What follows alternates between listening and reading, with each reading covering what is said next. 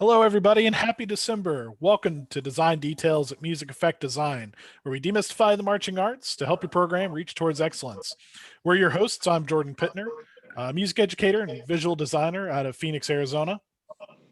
And my name is Mike Kruger from Cleveland, Ohio, and I'm a music educator, composer, and arranger. And I'm Holly Paxton. I am a elementary music teacher and a color guard instructor out of Phoenix, Arizona. Could feel you like locking into your location there at the end. It was a close call. Well done. Hey, welcome back, everybody. It's been, a month since we, the three of us together, had a show. Is that right? Something like that.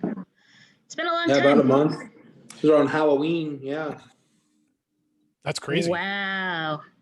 Yeah, I guess it really feels like a year ago. Yeah, that's like another lifetime. So much has happened since then. What was I for Halloween? I don't know. that was another version of Holly. She's in the past now. It's like philosophical here.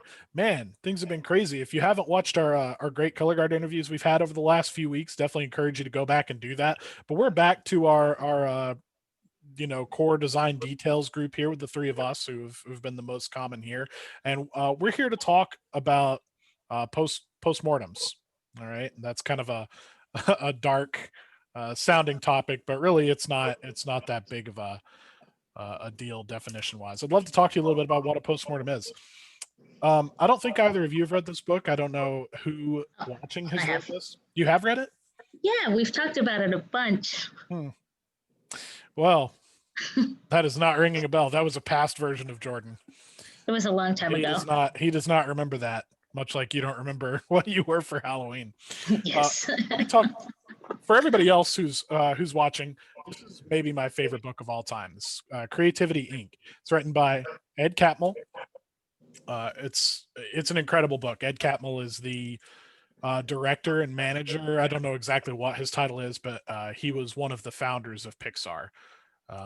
I feel like I relate to Ed a lot personally because Ed is a very analytical, thoughtful person in a very like creative and abstract world. And I feel like that's kind of something that resonates with me a lot in the marching arts. Ed wrote a whole book it's a little bit about the history of Pixar. It's a little bit about some crazy stories about their first movies. But ultimately what it comes down to is how anybody can be creative in their own atmosphere. This is the only book I've ever had to buy twice because I wore out a copy. I've read this book many times and I love it. It's a good one. Yeah, it's my number one. It's my favorite book in that like business psychology world. It's my number one go-to. But I'd like to read a little bit about what Ed calls postmortems, something I've adopted. And I'd love to dive into it from a pageantry arts perspective, especially with the insight from the two of you. So I'll read a couple paragraphs here from Creativity Inc. on postmortems. Gotta get that voice ready. How now? As if we're not like doing a recorded thing. So from the beginning of his postmortem section in his chapter on broadening our view, he says, the phases we go through while making a movie, conception, protection, developmental planning, and production, unfold over a period of years. When the release date finally rolls around, everyone is ready to move on to something new. But we're not done yet. At Pixar, there's one more essential phase of the process, the postmortem. A postmortem is a meeting held shortly after the completion of the movie in which we explore what did and didn't work and attempt to consolidate lessons learned. Companies, like individuals, do not become exceptional by believing they are exceptional, but by understanding the ways in which they aren't exceptional. Postmortems are one route to that understanding. He talks a little bit about the history of the first mortem. I'll just read one more paragraph a little bit later on. This postmortem, which took an entire day talking about their very first postmortem about A Bug's Life, delved into all aspects of the production. There was no aha moment, no epiphany that would turn our process inside out. I was like, this book's much older than that movie. But maybe instead, not the idea. That's true. I'm sure it's not. Instead, it's the spirit of the meeting that I remember most. Everyone was so engaged in rethinking the way we did things, so open to challenging long-held ideas and learning from errors we'd made. No one was defensive. Everyone was proud, not only of the film, but of how committed we were to the culture from which this film had sprung. Afterward, we decided we should do this kind of deep analysis after every movie. Yeah, so that's just the surface level of what Ed talks about when he talks about the postmortem. So if I were going to define what a postmortem is to me in the pageantry arts world, and I'd love some feedback from the two of you, I would say that a postmortem is something that takes place after a season. It's careful reflection of how the season went. It's a reflection of what went well, but especially focusing on what didn't go well. It's a commitment to making next year just a little bit better. Uh, I would also say that it probably should be done in two different components for our field. I would say it deserves to be done with your staff, and it deserves to be done with either student leadership or like a committee of students that maybe includes your leadership, but also includes some other people. And we'll get to that a little bit later. But I'd like to ask the two of you, because I know both of you have done a process like this, maybe not necessarily called a postmortem in some official way, but I know the two of you are very reflective, very thoughtful about how your past years went. What do you see as the value of a process like this? I mean, you just don't know how to go forward if you don't understand what you just finished.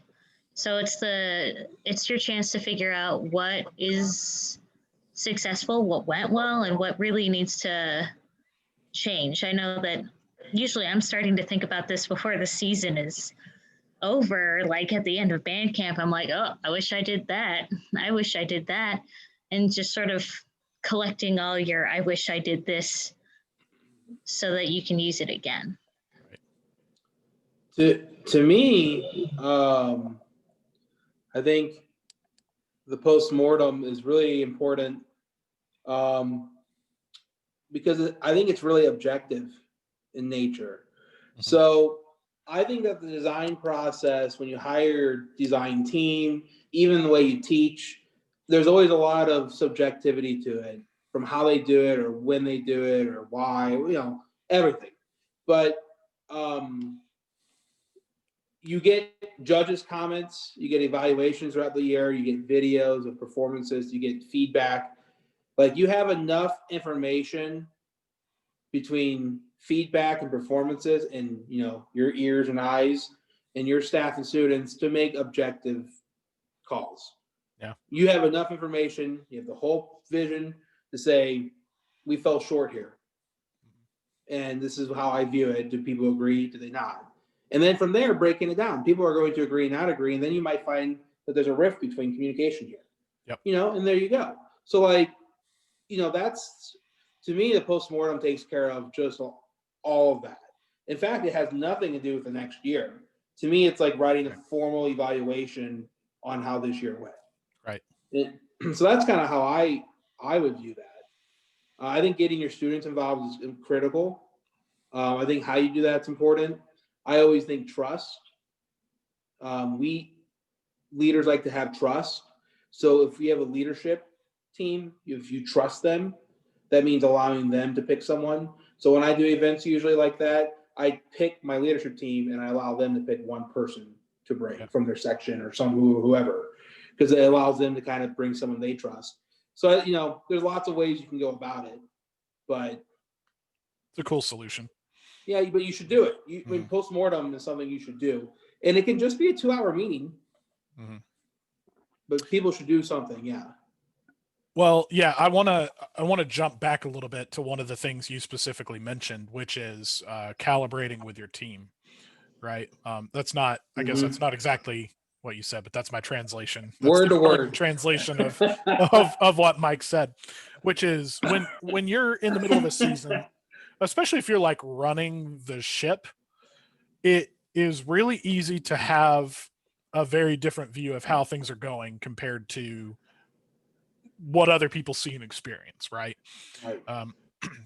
And that's a big part of what the postmortem is. It's a reflection of, okay, hey, I saw this thing happening in this way, but maybe you didn't see that in that way, and that's why it's really, really important. So what we're going to do with most of the rest of our time this afternoon, this evening, whatever it is, is we're going to talk a little bit about the things that you should consider, the things that you should remember when scheduling, planning, and facilitating a postmortem. And then the other thing we're going to talk about is some different creative solutions and why these things work. So based on what we're talking about with calibration, Mike, I want to get the feedback from the two of you on this. So you said, people might not see things the same way, and it's really, really crucial that we get an idea of that. One of my number one suggestions, one of my number one tips for people who are running a meeting like this is do not wait a long time. If your season ends on November 7th or whatever next year,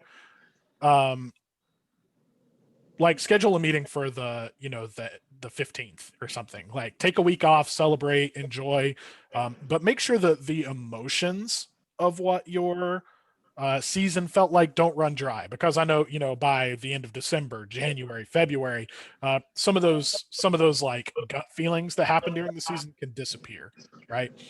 So yeah, I'd love to hear from the two of you. Don't wait too long. Do it quickly after the season. What are some of the values of doing it like that? Well, emotions are hard, but we lost Jordan. No, I'm just playing. I'm out. But that was a cool magic trick. I would say emotions are hard for a reason. Is because generally when emotions are high on a staff or any situation, it's because someone has their feelings hurt. It's because somewhere, and that mean, and it can be professionally and personally, but somewhere, usually someone doesn't feel respected. Usually, when emotions are high, and so I think it's a good thing, and I think that emotions sometimes are high, or sometimes emotions are fresh, I should say, right after the season, and I think that's a good thing. I think talking to people about real stuff and being able to really hear the tone of voice matters. And I think leaning, I think we said this once before with FJM, but leaning into the tension, it can really be a good thing. And so I tend to find that everyone has a better idea of where their emotions and minds at within the first 2 or 3 weeks after the season. And then before you know it, after a month, you forgot. 2 months later, you're already thinking ahead. So I think doing it early is important. Sorry. Yeah. Oh, yeah. I mean, when you do the postmortem, like right after the season, it's a lot easier to remember all the little things. Right. Like rehearsal things that irked you, or, this one show. Because like part of it is reflecting on like shows you went to. Okay, maybe you might not remember in 3 months that you really didn't like the show you went to on the first weekend. Like, okay, well, do something to mark that down so you don't forget it, because it's really easy to forget. Like, yeah, you know what, that 6 a.m. rehearsal the day after not prom, like homecomings, like that did not go so well. Like, stuff like that. Things that are easy to think about right in the moment, but if you wait a few months, it's just gonna blur into just the big things. And it's easy to remember big stuff, but the little stuff is what makes big differences. The details get lost in the ether, for sure. I mean, I've forgotten what I wore for Halloween a month ago. Like, you wait a month after his marching season. That's proved a pretty good example for us so far. Yeah. I'm glad we forgot. I don't remember anything. I think you were some kind of mouse or something. I've been thinking about that. No? If you give a mouse a cookie, that was you. If you give a mouse a cookie. Yeah, that's what it was. Right. I remembered. Points for me. Let's talk about some other things. I'm talking specifically about staff in a staff context right now. We're going to talk a little bit about the student context of a postmortem a little bit later, because they are a little bit different. One of the things I like in Creativity Inc. is they talk a lot about how their postmortem is about processes. Their postmortem is about things they can control internally. The things that their postmortems are not about is like how much money the movie made, right? Mhm. How the graphics compare to other movies that are out at the same time, things that are beyond your control that don't really have to do with what you can control, right? So, for you all, what are some examples of things you can think of that are beyond the scope of control of the directors and the staff, that probably shouldn't be discussed at a postmortem? Weather, like Mhm. bus issues, like I don't know. What Sure. else? I think financial concerns and socioeconomic, like like thinking of like doing the best with the money that you have available type Mhm. of thing. So if you know that if your school can only have X amount of dollars, not trying to wish that you could have an extra 40, Right. Thinking of, I think Right. there's that, I think that's an important thing to always know, always think about the parameters of what you're operating in. Well, okay, I'm going to jump around here. I wasn't planning to go here, but you guys have put us on another track, which is really, really good. And Freestyle. so a lot of the examples that the two of you are giving are things that are external, right? Which is, of course, what I said. Mhm. They're external. They're beyond our point of control. But one of the things that you can glean from a postmortem is if those things come up, and this will especially be true when you talk with students, right? Students aren't Mhm. very, you know, they're young and maybe they're not developed on what's in my control, what's not in my control. Oh, right. These are Mhm. good teachable moments. So I'm going to give you all some examples of some things that are out of our control, and let's brainstorm some ways that we can think about things that are in our control that relate to those things, right? Sure. Holly, you sparked my memory because this is one of my examples. Let's say a student, or maybe a staff member says, it was just too hot some days, right? It was just too hot. Okay, well, we can't change the weather, right? We don't have a little outside nest. Um, what are a few solutions that can maybe address some of those problems? Because I can think of several. Well, immediately, Holly, you want to take it? Go ahead. You seem very excited. I am excited.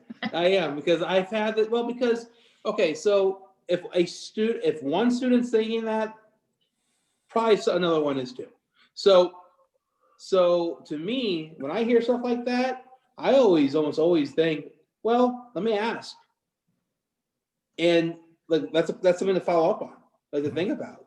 And so what I mean by that, if that's what some people say, it's too hot outside. My immediate thing is thinking, well, is there an extra hour I can find inside for a good ensemble rehearsal? Sure. Is there something structurally we can do that changes that, if that's what everyone's feeling? Mhm. And are we using our time wisely? Are Right. we actually looking at when we're doing certain blocks at certain times with our facilities and how they align? So that one student comment can lead to a lot of logistical and facilitation, like Yep. looking into. Mhm. And to be clear, it has stuff like that has affected that. Mhm. So that's a great example. But yeah, I mean, that's where one solution could be. And just like changing rehearsal times, just like do the same thing, just 2 hours later. Yep. And look at what yeah, right. And one thing that also brings up is like some directors, this sometimes those little simple things, because and many people will write that off. And sometimes you should, depending on how it's done.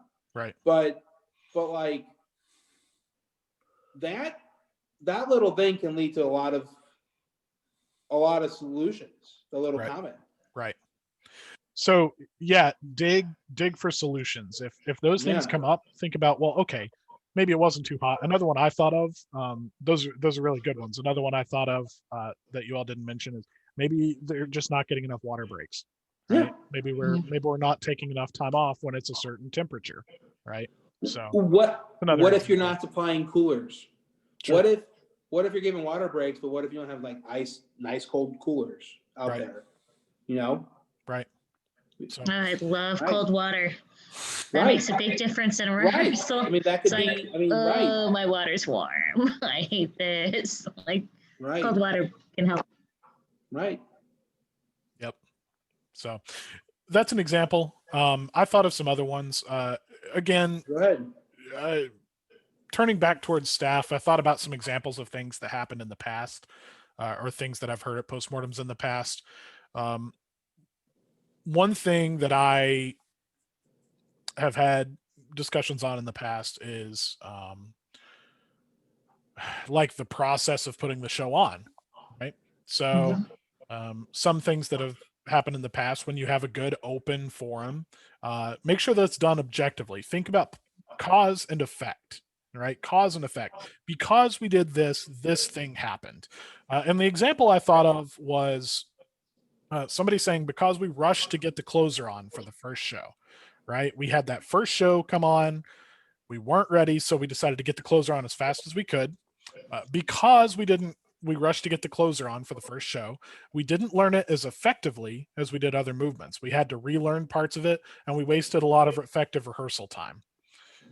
So this is an even bigger, to me, this is an even bigger, more open thing than just it was too hot out, right? Yeah. There are a lot of different solutions here, and I think it depends on your priorities as a director, the resources that are available to you in terms of time, in terms of staffing, in terms of scheduling when you do different shows. I mean, there's a ton of different ways you can go about addressing this problem, right? Yes. I think the biggest one is the checking your priorities as like a director, because there's a lot of ways, alternatives to like smashing the closer in before a show. Like I don't know about you guys, but I've had a lot of times where it's like, okay, we marched the first 3 sets of the closer and then played out the song standing still. You know, and I'm sorry, Holly, I didn't mean to interrupt you. You got No, me it's good. excited about thinking about that's such a common thing out here in Arizona, and I love it. It's my favorite thing. It seems Do like people not do that in other places? maybe they do. Where I'm from, that's really not a thing. People It either just makes have a so much movement on. sense. Yeah, people either have a movement on where I'm from, or they don't. And they don't perform it. And so what that becomes is people like either choosing to only do 2 movements of a show, Mhm. or they choose to, like, this example, right? They rush to put on a closer, and then it's not really like done, but it's finished. So, like, I don't know. But out here in Arizona, it's a very normal thing. They learn as much as they learn, they prepare it, and if they only do 2 or 3 sets of a closer and then they just stand still and play the rest of it, that's what they do. You still get a whole music tape Right. that you wouldn't get anyways, and it sounds good because they're not moving. Maybe Well, where I'm from is the maybe abnormal sounds one. good. I don't really know, but I really love that people do that out here. I think that's a good use of resources and effective use of time. And it seems like the judging community here understands, it's implied that, okay, this thing's not quite done yet.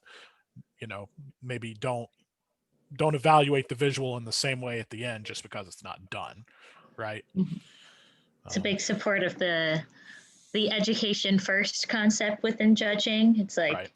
And marching band, a lot of people tout marching band. It's like, look, it is educational because of XYZ. And if you're making choices like that, like let's just do a couple sets, you made good educational choices when you taught it, and as part of playing it, you get better judging, and it's like all these good educational choices for your students.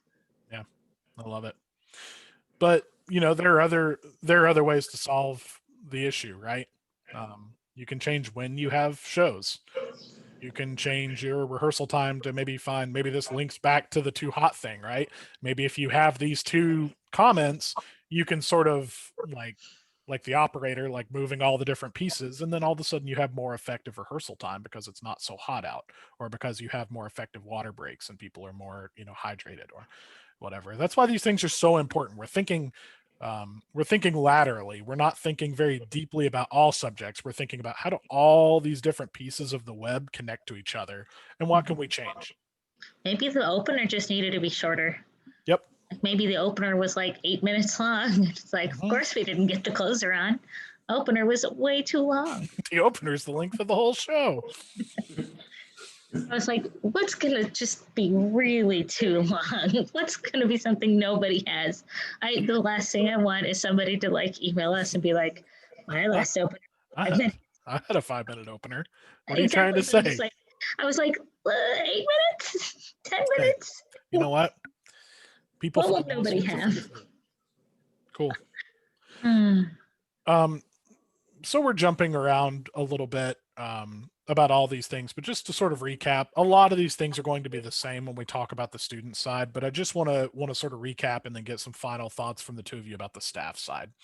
Again, when we're talking about the staff side, we're saying make sure it's soon after the season, and it's focused around what's effective, right, or what was ineffective, right? Don't worry about like, hey, we didn't make class finals at our final show. Okay, well, maybe there were 15 great bands there. You can't control that, but focus on the processes and how you improve those, because that's going to get you to your goals. Make sure it's done objectively and focuses on controllable elements. Any final thoughts from the staff specific side before we jump into some other things? Departmental. Yes. The answer is yes. I knew it would be. So I think it's really important to always think about your role in the organization and your department. So what I mean by that is, like, if we're having a post-mortem meeting, I'm the brass teacher. I'm the brass director. And that's my job. I don't have overall say in music effect or the music ensemble or show design or anything else. My job is educating the brass. Mm-hmm. If that's what my role is, yeah, and there's something that comes up in postmortem that I can directly do, that I can fix as that director or as that staff member, then that's a very solvable thing that to me is like my department, my area. But anything that goes in a department, from brass working to color guard to the director, brass to director, anything that involves multiple people needs to be really specified. Because a lot of times the reason things don't get done is because, like, those big things, right? Yeah. Are being just poorly executed and planned and who's doing what. Right. So make sure your staff knows what their roles are and take ownership into the things they can directly fix, because you're going to see a lot of small things happen that get better because they have power to do so. And then it's the director's job to be the facilitator. If there are multiple places involved, you need to be objective and work with them together in communication. Yeah. And to me, that's ultimately like the director's job, is like, it maybe more than how good they are at conducting or even teaching or anything, is that kind of communication. And so, a lot of times you hear band directors are also administrators. It's because this type of stuff takes a full year process to keep it always goes. Right. So I think it's really important that you know your role as a staff member, and that these things are like really discussed on how you can make things better. Yep. Really discuss that and know what you're kind of trying to do. Because, people are afraid of meetings like this. I think they're pretty informative. Yeah. I think there could be almost like a balance of like too many staff meetings, like maybe not many, but like having one where it's like you focus on your area, like, all of my stuff is going to be all about color guard, but then maybe towards the end of the meeting, it starts to open up because, people will have ideas about other things that could impact the overall ensemble. And it's one of those things where it's like you have your area and you need to make sure you're focused on you first, and then it can sort of blossom open into a full staff collaboration. And let me just add on to that real quick, Holly. If that discussion came up, right, and that's how that band director is structured, like that conversation, I almost guarantee you that's how they structure their rehearsals. The smaller groups figure it out first and learn, and they bring it to a bigger picture. And so, like, some groups don't always do it that way. So, like, the way you just said they even present information, it can lead to so many things. Yeah. It's cool. That's a whole thing of design details. It's that's cool. I see why you like this book so much, Jordan. I haven't read it. You gotta read it. I need to check it out. It's a must read. It's relatively short. Like it's 200 pages, but the pages are kind of small, bigger print. It's a quick read. It's so good. It's a quick. I have to check it out. I got to do it. Worth your time. And worth anybody's time is my point. I know a lot of us have a million things going on and working through school and virtual learning and all the things going on and happening right now. But but definitely take some time and check out some professional development stuff like that, especially that book. It's so great. Okay, well, let's shift gears.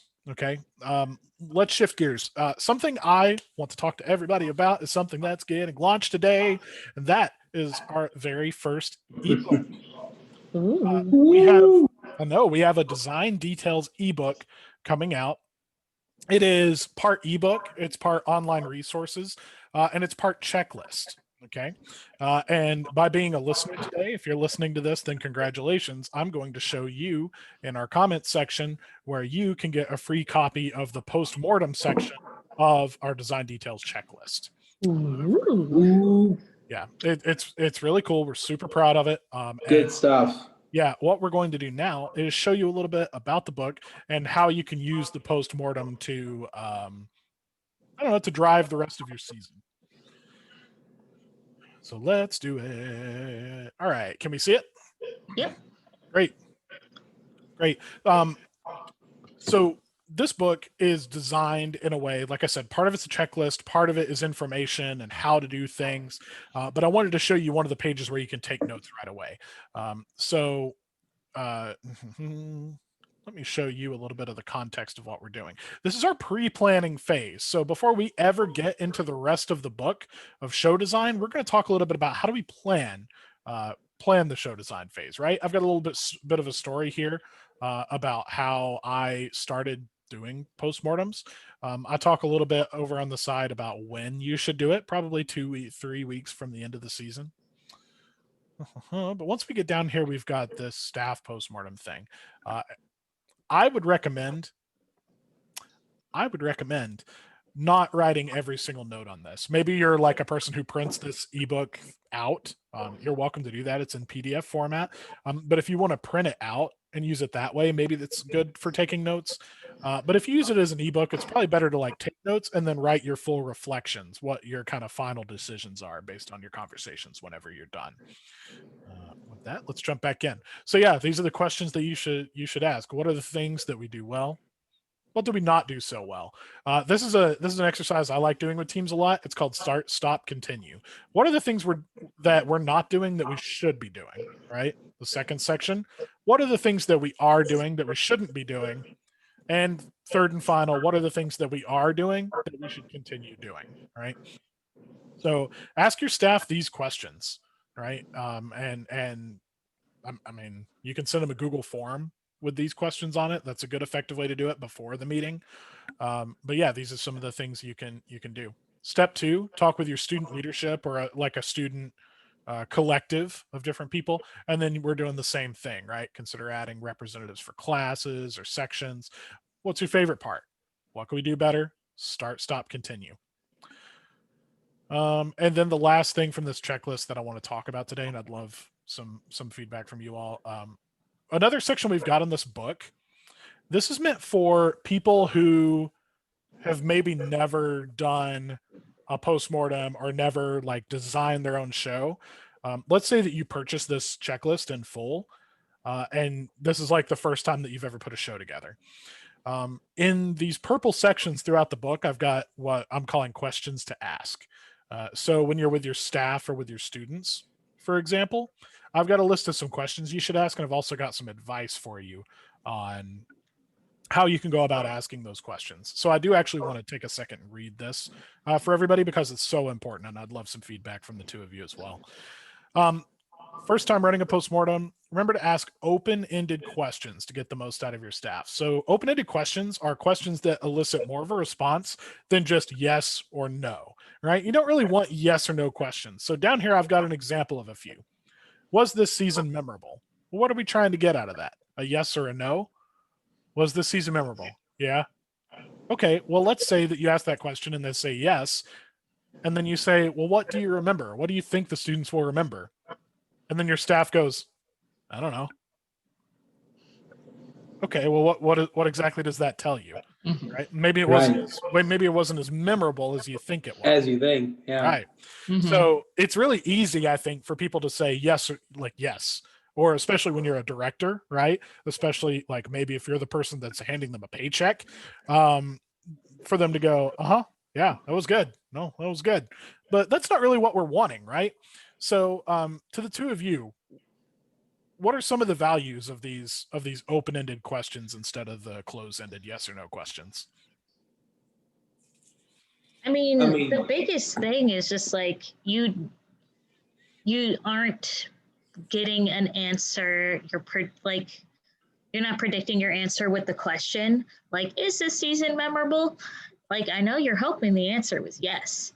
Right. But if you ask about specific things and it's like, oh, they'll remember the time that we ate at the park. It's like, okay, cool. Is that all that they're going to remember? Was that the most memorable part? Yep. And, you know, you might get more than you were expecting with open-ended questions. Mm-hmm.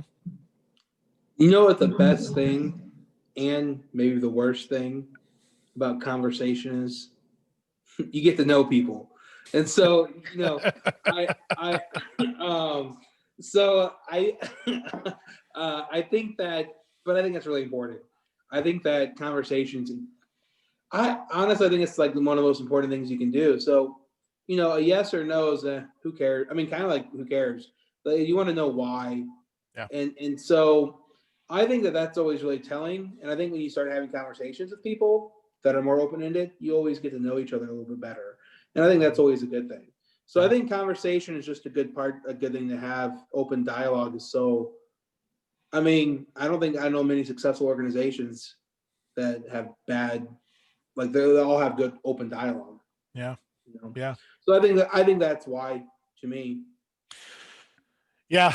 I remember one time I was helping a director facilitate his first conversation like this, right? This first, we weren't calling it a postmortem, but it's what it was, with some of the leadership from the ensemble. And one of the questions we asked was, what was your favorite part of the season? And almost unanimously, every single person in the organization said their favorite part were the breaks from rehearsal, right? They loved the water break time, the downtime, the time when we weren't rehearsing. Yeah, right. And that was we had a conversation about that after that was over. Like their favorite part is when they're not doing the thing that they're doing, right? And not to be harsh on the kids. Let's give a bunch of water breaks. Yeah, let's call it a day. Let's be a water break ensemble. Yeah. Yeah. The breaks will be marching band and then they'll have fun again.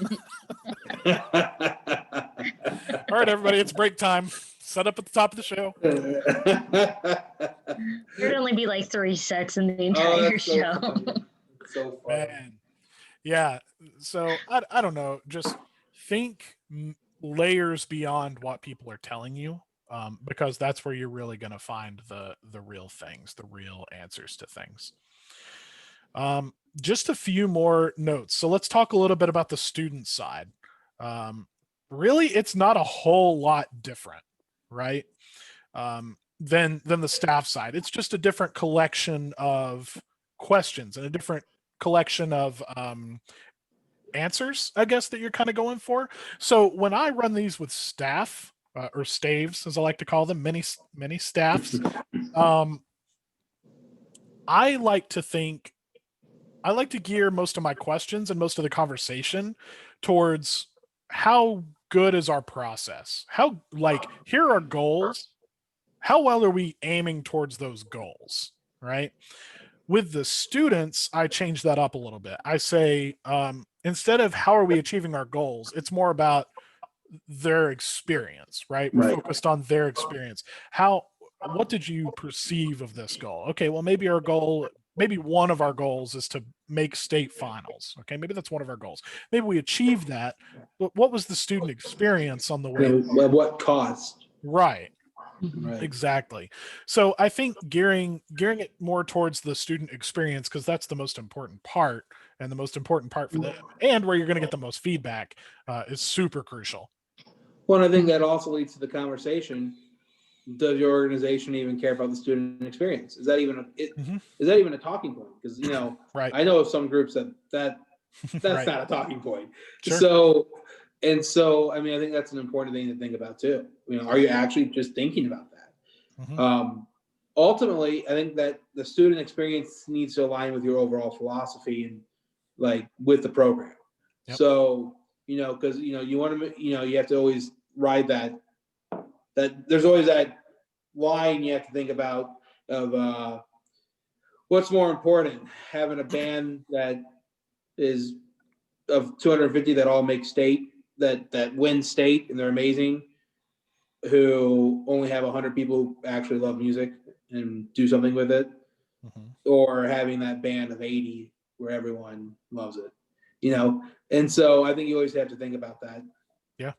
Agreed. And with student experience things, it's twofold. I guess I got two things that are sort of, I don't know, whatever. The first part is perception is reality.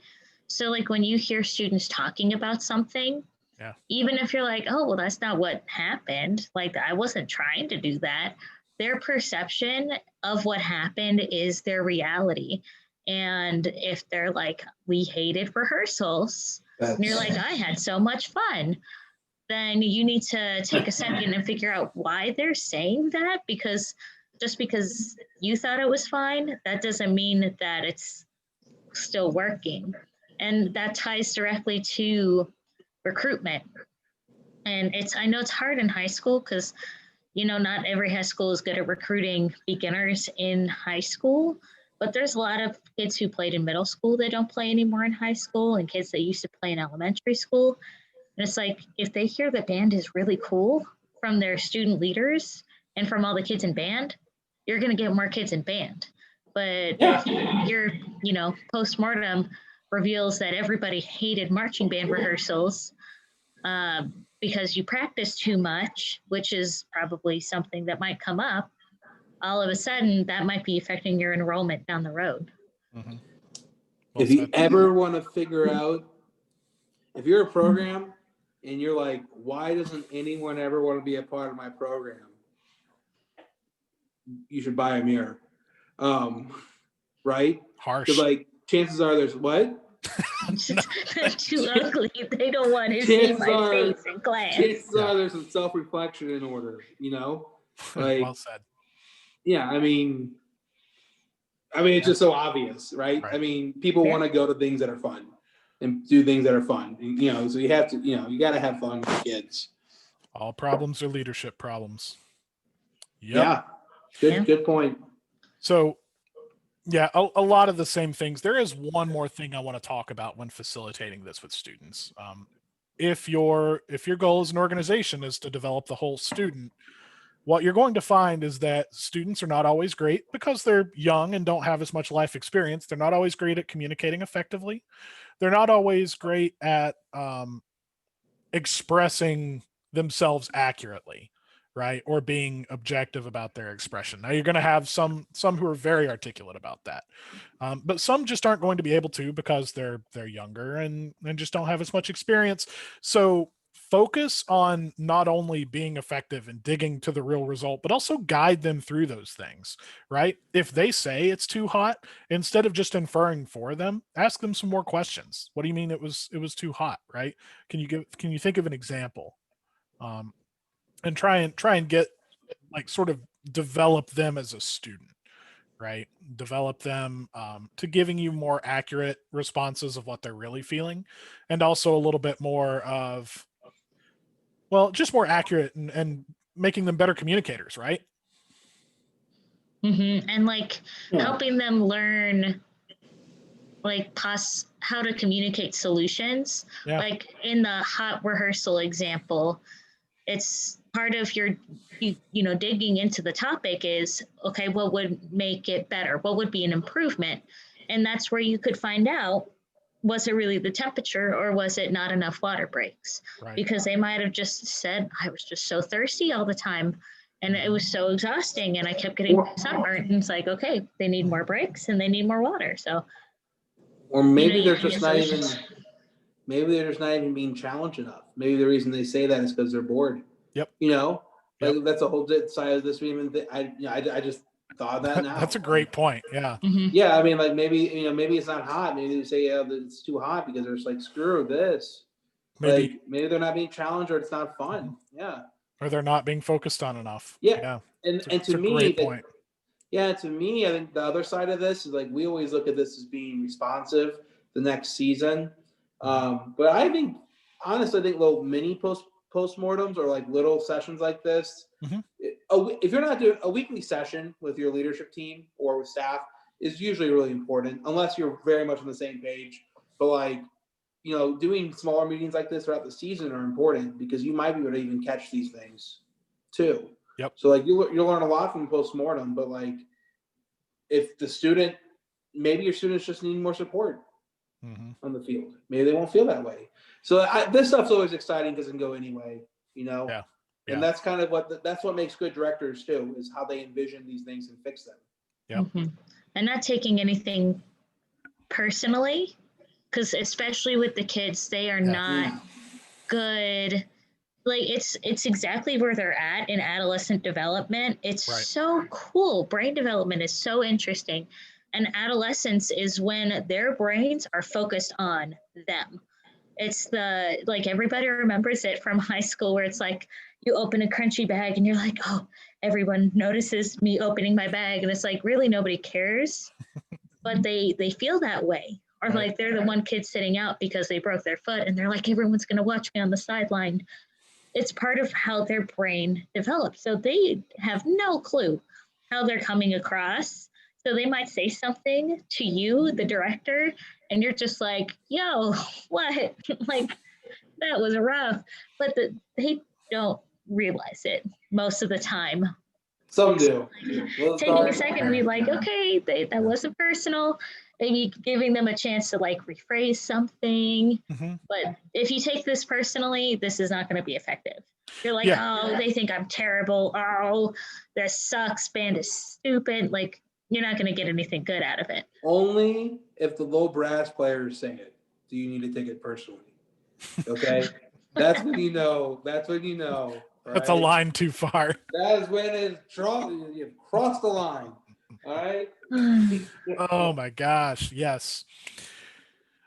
The hard part about having a design details video about this is how customized or how unique every single situation is. We've really just kind of like we're like opening a new restaurant and we're just kind of digging the first little bit of dirt off the ground. Like that's kind of what we've done today is we've said, hey, here's a postmortem, here are some of the things you might find, but it's really only a tiny piece of all these different layers of things you might find in your organization. If you are interested in running one of these, I know it's a little bit later than most people season has ended. Most of them ended at least a month ago, if you even had a season. I mean, but some bands are still doing stuff right now, aren't they? Like, well, that's true. Yeah, that's a good point. So whatever, if you're interested in doing this, now is better than next year, even if it's a little bit late for you, right? Get a start on it now. You'll learn how to run it better. You'll learn some things that you didn't know. Now is better than a year from now. If you're curious on how to do it better, I have 2 solutions for you. Check out our postmortem section for free in the comments below. It's the design details ebook section on postmortems. You'll get that for free. We also have the rest of it that walks through the rest of show development all the way through, available for purchase on our website. If you just need some specific information, some details on how to run it yourself, email us. You can email me personally, jordan@musiceffectdesign.com. I'm happy to respond to anybody. You can also email any of us at Music Effect Design by our first name at Music Effect Design if you've got any color guard or music arranging or any other concerns in running something like this. We're all more than happy to answer. Yeah. Okay. And that's kind of our talk on postmortems. I want to get final thoughts from the 2 of you. Before we do that, check out our Facebook page. We've got trivia events coming up. We've got the design details checklist. We've got Holly, would you like to talk a little bit about our December event that we've got going on right now? Yeah. Okay. I forgot about that. No, it's only been, at the time of recording, it's only been 3 days. So we're doing this thing called 31 Days of Positive Postmas. Basically, we're posting It's either something positive, something interesting, something cool, or a short activity each day. If you feel like you have something cool to respond with or a fun fact we didn't include, tell us. There's so many things that are left to learn about in the world, and the more you can share things and share information and positivity, the better it's going to be. So that's our 31 days of positive Postmas. You know, when we were talking about got a lot of feedback. When we originally talked about our values as an organization, I think our number 2, if I'm not mistaken, most highly rated value was building community, right? So feel free to post, to comment. We're always about connecting people to the resources that they need for their program to help them solve things. So reach out, comment, do whatever. Not just because like, hey, we want lots of activity on our social media page, but because we want to help you achieve your goals, right? That's a major part of our value system. And if we can do that through like an email or a phone call and help you solve a lot of problems, we're going to do that. Mm-hmm. Right. So definitely do that. Okay. And that's all the events coming up. This is part 1 actually of our final 3 episodes of season 1 of Design Details. So we've got part 2 coming next week, part 3 the week after that, and then we're off for a few weeks. So make sure to keep tuning in, keep checking out our videos, both upcoming and past videos. To the 2 of you, final thoughts on tonight and everything we've talked about. I feel like we covered a lot of my big things. Postmortems are awesome. It's just a good chance to get a fresh read on things, because when you're in the middle of the season, it's really easy to sort of be tunnel visioned by your own perspective on things, and it's good to just get other people's perspectives on the same things you experience. So it's good for that. Don't be afraid to learn. I think that the biggest thing I know about staff members, and I was one of them, especially in my earlier 20s, was that you think you know a lot, what you probably do, but a lot of times we are afraid of changes that could be taken personally or could require a lot of extra work, or the things that we involve ourselves in so much because we do love what we do. So there are a lot of great educators out there who are themselves a little scared to learn. And I think that the biggest reason postmortem doesn't happen, with certain groups is, I think, because somewhere someone is kind of afraid to have it. Yeah. So I would say that that's being afraid to learn. So if we ask our students to self-evaluate and listen and grow and get better, the staff should too. So if you have that expectation for your students and you say you're a leader, you do what you ask of them. So I would say that these are a must if you really want to do something special. So my opinion is, don't be afraid to learn and do these types of events. Well said.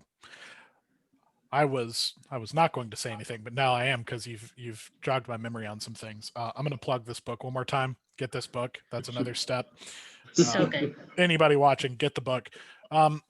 So this won't surprise either of the 2 of you. I don't like conflict at all. I hate conflict. It's really, really difficult for me. And when I'm either running an organization or doing some sort of like program directing or some sort of major pillar of developing an organization, a lot of times those hard conversations have to happen. And that's always difficult for me. I always have a lot of anxiety about doing that sort of thing. And this is always the question that I ask myself. If it were me and I had some major flaw that I was not aware of, would I rather have a really, really difficult conversation with somebody about that and work towards fixing it, or go through the entire rest of my career with that flaw and never know about it? And for me personally, it's a no-brainer. I want to know about it. I want to work towards it. It can make you feel a little bit self-conscious. It can make you feel, a little bit like, hey, I'm not doing things right, but I think I'm smart and I think I know all these different things. And you do. You just might have a blind spot. So So which is okay. yeah, right. I think so many people think that's not okay. Hmm. I think so I mean, many people there's- think it's like you have to be perfect and it's not okay to have these little moments, or it's Well, okay. Yeah, There's whole So I songs just- about it. you're right. Nobody- Nobody's talk about it. perfect. Na na na na na. Is that just the whole Yeah, song? yeah, I'm just like, I don't remember any of the other words. yeah. Like it's okay. Like Yeah. I think that's the big thing. If you're gonna do this thing for 40 years, the best you better be is probably 40 years from now. So you got to get there. Yeah. So yeah, like I don't know. Well, you're absolutely right. So think about that both from your side when people are giving you feedback, and also when you're having to have those tough conversations. If you're a staff member Yeah. listening to this and you're part of an event like this, just accept that. It's so rarely like a personal thing, right? It's not a personal attack. It's just we have this problem. We need to find a solution. We need to work towards doing a little bit better. Just like Mike said, we expect that of our students. We should expect that of ourselves as well. Unless you're not returning basic emails, in which case it's probably personal. So Yeah, all right. you're not wrong.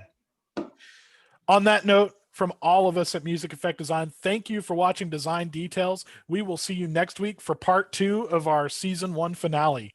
Have a good week. Thank Everybody. you. Bye.